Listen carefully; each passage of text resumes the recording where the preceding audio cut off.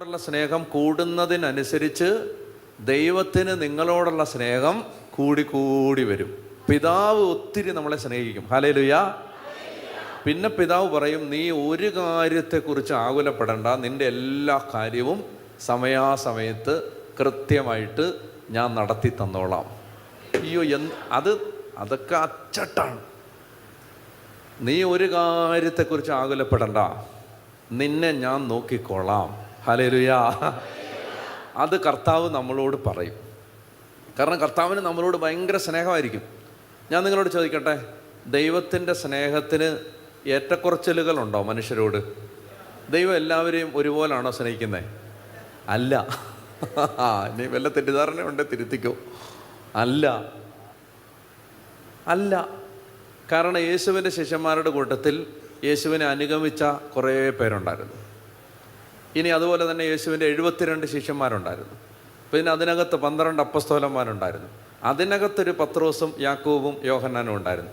അതിനകത്തൊരു യോഹന്നാനുണ്ടായിരുന്നു. ഉണ്ട്. മനസ്സിലായോ?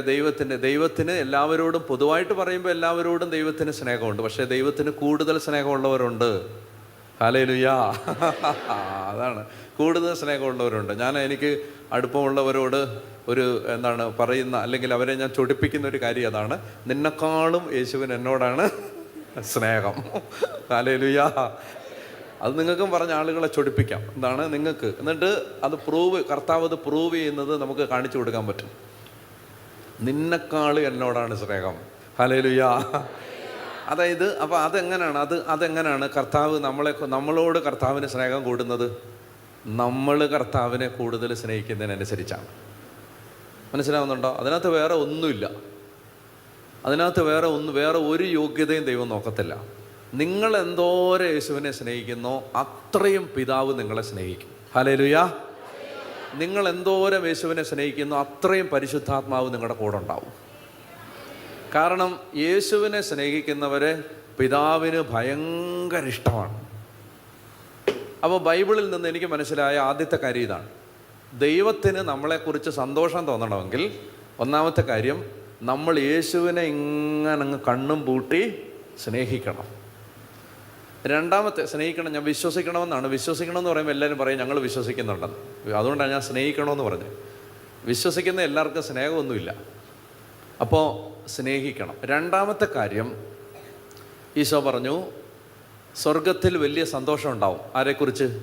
അനുതപിക്കുന്ന ഒരു പാപിയെക്കുറിച്ച്. നിങ്ങൾ അനുതാപമുള്ളവരാണെങ്കിൽ പിതാവിന് നിങ്ങളോട് ഭയങ്കര സ്നേഹമായിരിക്കും.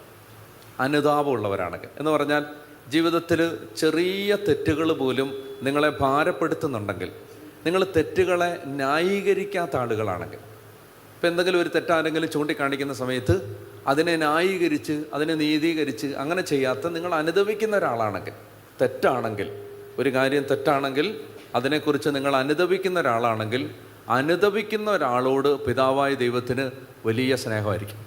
ഹല്ലേലൂയ. ഹല്ലേലൂയ. അതായത് അപ്പോൾ മനസ്സിലായല്ലോ. അതായത് നമ്മൾ വീട്ടിലൊക്കെ കുറച്ച് ചെറിയ വഴക്കൊക്കെ ഉണ്ടാക്കി, അല്ലെ ആരെങ്കിലും കുറ്റമൊക്കെ പറഞ്ഞു, പിന്നെ മിണ്ടാതിരുന്നു, അല്ലെങ്കിൽ കുറച്ച് അഹങ്കാരം കാണിച്ചു, ഇതിനെക്കുറിച്ചെല്ലാം നമുക്ക് അത് വേണ്ടായിരുന്നു, ഞാൻ അങ്ങനെ ചെയ്യാൻ പാടില്ലായിരുന്നു. നിങ്ങൾക്ക് അനുതാപമുള്ളൊരു ഹൃദയമുണ്ടെങ്കിൽ പിതാവായ ദൈവത്തിന് നിങ്ങളോട് ഭയങ്കര സ്നേഹമായിരിക്കും. മൂന്നാമത്തെ കാര്യം, നിങ്ങളൊരാത്മാവിനെ യേശുവിലേക്ക് കൊണ്ടുവരാൻ ശ്രമിക്കുന്ന ഒരാളാണെങ്കിൽ പിതാവിന് നിങ്ങളോട് ഭയങ്കര സ്നേഹമായിരിക്കും. അതായത് നിങ്ങളുടെ പരിമിതമായ ജീവിത സാഹചര്യത്തിനകത്ത് നിന്നുകൊണ്ട് സുവിശേഷ വേല ചെയ്യുന്നവരാണെങ്കിൽ ദൈവത്തിന് നിങ്ങളോട് ഭയങ്കര സ്നേഹമായിരിക്കും. ഹല്ലേലൂയ. പറഞ്ഞേ ഹല്ലേലൂയ. പറഞ്ഞേ ഹല്ലേലൂയ. ഇത് പിശാചിന് അറിയാവുന്നത് കൊണ്ട് പിശാച് എന്ത് ചെയ്യുന്നറിയാമോ? പിശാച് ഈ 3 മേഖലയിലും നമ്മളെ എത്തിക്കാതിരിക്കാൻ ശ്രമിക്കും. നമ്മൾ യേശുവിനെ സ്നേഹിക്കാതിരിക്കാൻ പിശാച് സകല നുണകളും നമ്മുടെ തലയിൽ ഇങ്ങനെ കൊണ്ടുവന്ന് തരും. ദൈവത്തിന് നിന്നോട് സ്നേഹമില്ല, സ്നേഹമുണ്ടെങ്കിൽ നീ പരീക്ഷയെ തോക്കുവോ, സ്നേഹമുണ്ടെങ്കിൽ നിൻ്റെ ഈ വിസ കിട്ടാതിരിക്കുവോ, സ്നേഹമുണ്ടെങ്കിൽ നിനക്ക് ഈ കാനഡയുടെ വിസ റിജക്റ്റ് ചെയ്യുവോ, സ്നേഹമുണ്ടെങ്കിൽ നീ IELTS തവണയും തോക്കുവോ, ഇങ്ങനെയൊക്കെ പറഞ്ഞിട്ട് പിശാച് സകലമാന നുണകളും പറഞ്ഞ് നമ്മുടെ തലയിൽ ദൈവത്തോടുള്ള സ്നേഹം കളയാൻ ശ്രമിക്കും. പിശാചിനത് അറിയാവുന്നത് കൊണ്ട് പിശാച് നമ്മുടെ എല്ലാ പാപത്തെയും, ഇതൊക്കെ ആരാ ചെയ്യാത്തത്, മനുഷ്യനാണെങ്കിൽ അങ്ങനെയാണ്, മനുഷ്യൻ അങ്ങനെയൊക്കെ ജീവിക്കാൻ പറ്റുമോ, ഇതൊക്കെ എല്ലാവരും ചെയ്യുന്നതാണ്, ഇതൊക്കെ ഡാനിയലച്ചനും ചെയ്യുന്ന പാപമാണ്, അതുകൊണ്ട് അത് കുഴപ്പമില്ല എന്നൊക്കെ പറഞ്ഞിട്ട് നിങ്ങളെ പിശാച് നിങ്ങൾ പാപത്തെക്കുറിച്ച് അനുഭവിക്കാതിരിക്കാൻ പ്രേരിപ്പിക്കും. മൂന്നാമതായിട്ട്, നിങ്ങൾ സുവിശേഷ വേല ചെയ്യാൻ സന്നദ്ധരായിട്ട് മുന്നോട്ട് വന്നാൽ നിങ്ങളെ എങ്ങനെയെങ്കിലും അത് അവസാനിപ്പിച്ച് തിരിച്ചു പോകാൻ പിശാച് സഹായിക്കും. പറഞ്ഞ ഹല്ലേലൂയ. നിങ്ങൾ എന്തെങ്കിലും ഒരു സുവിശേഷ വേലയ്ക്ക് ഇറങ്ങിയാൽ എന്തെങ്കിലും ഒരു കോടാലി നിങ്ങളുടെ മുമ്പിൽ കൊണ്ടുവച്ചിട്ട് നിങ്ങളത് അവസാനിപ്പിച്ച് മേലാൽ ഇനി ഞാൻ ഇത് ചെയ്യത്തില്ല എന്നുള്ള തീരുമാനം എടുക്കാൻ പിശാച് നല്ലതുപോലെ സഹായിക്കും. കാരണം പിശാചിനറിയാം ഈ 3 മേഖലയിലും നിങ്ങൾ ആഴപ്പെട്ടാൽ നിങ്ങളോട് പിതാവിന് വലിയ സ്നേഹമായിരിക്കും. അതുകൊണ്ട് ഞാൻ ഇന്ന് നിങ്ങളോട് പറയുകയാണ്, ആമുഖമായി നമുക്ക് പ്രാർത്ഥിക്കണം, ഈശോയെ ഓരോ ദിവസം കഴിയുന്തോറും അങ്ങയോടുള്ള സ്നേഹം എൻ്റെ ഹൃദയത്തിൽ വർദ്ധിപ്പിച്ച് തരണമേ. അപ്പോൾ ദൈവസ്നേഹം കൊണ്ട് നിറയപ്പെടാൻ നിങ്ങൾ ആഗ്രഹിക്കുന്നുണ്ടോ?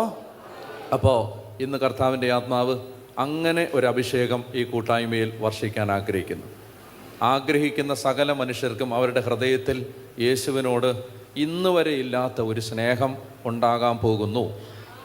അപ്പോൾ നിന്ന് അങ്ങനെ ഒരു അഭിഷേകം പരിശുദ്ധാത്മാവ് വർഷിക്കും. അതായത് യേശുവിനോട് ഇന്ന് വരെ നിങ്ങൾക്ക് ഉണ്ടായിട്ടില്ലാത്തത്ര ഒരു സ്നേഹം നിങ്ങൾ കൂടെ യേശുവിനെ ഓർക്കുകയാണ്. നിങ്ങൾ വെറുതെ നടക്കുമ്പോഴൊക്കെ കർത്താവേ എന്നറിയാതെ വരികയാണ്. നിങ്ങൾ വെറുതെ കുളിക്കുന്ന സമയത്തുമൊക്കെ ഇങ്ങനെ പ്രാർത്ഥിക്കാൻ തോന്നുകയാണ്. മറ്റേ ഇങ്ങനെ കുളിക്കുന്ന സമയത്ത് ഭയങ്കര നമ്മൾ ദേവരാജൻ മാഷെ തോൽപ്പിക്കുന്ന സംഗീത സംവിധായകരായി മാറുന്ന സമയമായിരുന്നു. അപ്പോൾ ഇപ്പോൾ നമ്മൾ അതൊന്നുമില്ല, നമ്മൾ കർത്താവിനെ ആരാധിക്കും, പ്രാർത്ഥിക്കുകയാണ്. നമ്മൾ കുളിക്കുമ്പോൾ പ്രാർത്ഥിക്കുന്നു, അടുക്കള ജോലി ചെയ്യുമ്പോൾ പ്രാർത്ഥിക്കുന്നു, നമ്മൾ നടക്കുമ്പോൾ പ്രാർത്ഥിക്കുന്നു, വണ്ടി ഓടിക്കുമ്പോൾ പ്രാർത്ഥിക്കുന്നു. എല്ലാം നമുക്കറിയാതെ തന്നെ പ്രാർത്ഥന വരികയാണ്. അത് ഈശോയെക്കുറിച്ച് ഒരു സ്നേഹം നമ്മുടെ ഹൃദയത്തിൽ വർദ്ധിക്കുകയാണ്. ഇത് കിട്ടിയാൽ ഞാൻ നിങ്ങളോട് പറയുന്നു, ഒത്തിരി അഭിഷേകം നമ്മുടെ ജീവിതത്തിൽ വർഷിക്കപ്പെടും. യേശുവാണ് എല്ലാം. Jesus is everything. യേശുവാണ് എല്ലാം. നമുക്ക് യേശുവാണ് എല്ലാം. എഴുന്നേറ്റ് നിൽക്കാം. അതുകൊണ്ട് നമുക്ക് പ്രാർത്ഥിക്കാം. ദൈവമേ, എൻ്റെ ഹൃദയത്തിൽ ആഴമായ ഒരു ദൈവസ്നേഹ അനുഭവം ഉണ്ടാവാൻ അല്പസമയം നമ്മൾ ദൈവത്തെ ആരാധിച്ച് പ്രാർത്ഥിക്കാൻ പോവാണ്. ഈ സമയത്ത് കണ്ണുനീരിൻ്റെ ഒരു അഭിഷേകം വെളിപ്പെടും. ഹല്ലേലൂയ. അതായത് കരഞ്ഞ് പ്രാർത്ഥിക്കാൻ ഒരു അഭിഷേകം ഈ കൂട്ടായ്മയിൽ പരിശുദ്ധാത്മാവ് നൽകാൻ പോകുന്നു. അപ്പോൾ നമ്മളത് ഏറ്റെടുത്തിട്ട് നമ്മൾ ഒന്ന് ശ്രദ്ധിക്കരുത്, കരഞ്ഞ് പ്രാർത്ഥിക്കാൻ.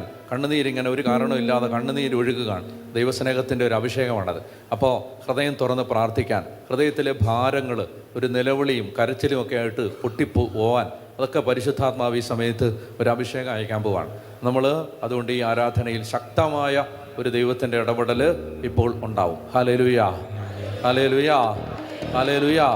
അതുകൊണ്ട് നമുക്ക് ആരെയും ശ്രദ്ധിക്കരുത്, ചുറ്റും നിൽക്കുന്നവരെ നോക്കരുത്, മറ്റുള്ളവരെ ഒന്നും ശ്രദ്ധിക്കരുത്. ഈ ആരാധന അവസാനിക്കുന്നത് വരെ കണ്ണടച്ചോളുക.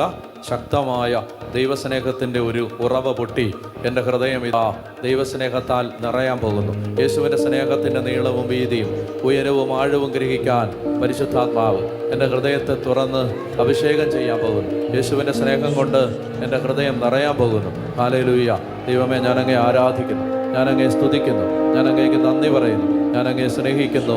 ഈ കൂടാരത്തിൽ, ഈ കൂട്ടായ്മയിൽ ദൈവസ്നേഹത്തിൻ്റെ ഒരു അഭിഷേകം ഈ കൂടാരത്തിൽ അങ്ങ് വർഷിക്കുന്നതിനായി ഞാനങ്ങേ ആരാധിച്ച് നന്ദി പറയുന്നു. ഇപ്പോൾ ഈ കൂടാരത്തിലേക്ക് കർത്താവേ, തപ്പുകൊട്ടി പാടിയ മിരിയാമിൻ്റെ മേൽ ആവസിച്ചതുപോലെ മോശയുടെ മേൽ 40 ദിനരാത്രങ്ങൾ കൂടാരത്തിലായിരിക്കാൻ ഒരു അഭിഷേകം ഇറങ്ങി വന്നതുപോലെ, ഏലിയായുടെ മേൽ ഒരു ദൈവത്തിൻ്റെ അഭിഷേകം സ്നേഹമായി ഇറങ്ങി വന്നതുപോലെ, കർത്താവേ, യോഹന്നാൻ്റെ മേൽ ദൈവസ്നേഹത്തിൻ്റെ അഭിഷേകം നിറഞ്ഞതുപോലെ, കുരിശിൻ്റെ യോഹന്നാൻ്റെ മേൽ ദൈവസ്നേഹം നിറഞ്ഞതുപോലെ, അമ്മത്രേസയുടെ മേൽ ദൈവസ്നേഹം നിറഞ്ഞതുപോലെ, ഫിലിപ്പ് നേരിയുടെ മേൽ ദൈവസ്നേഹം നിറഞ്ഞതുപോലെ, ദൈവമേ, ഈ കാലഘട്ടത്തിലെ അനേകം വിശുദ്ധരിൽ, പുണ്യാത്മാക്കളിൽ ദൈവസ്നേഹം നിറഞ്ഞതുപോലെ ഞങ്ങളുടെ ഹൃദയങ്ങളിൽ യേശുവിനോടുള്ള പറിച്ചു മാറ്റാൻ പറ്റാത്ത ഒരു സ്നേഹം ഇപ്പോൾ നിറയട്ടെ.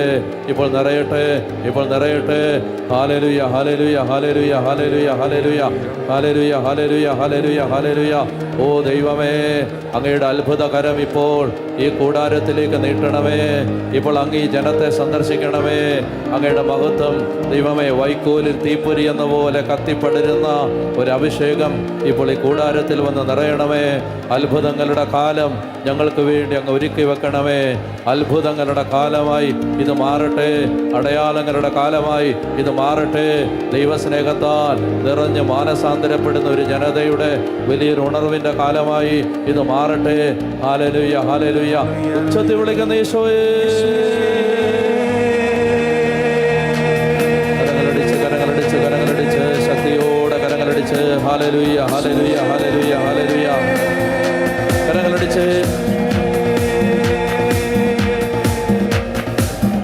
കരങ്ങളടിച്ച്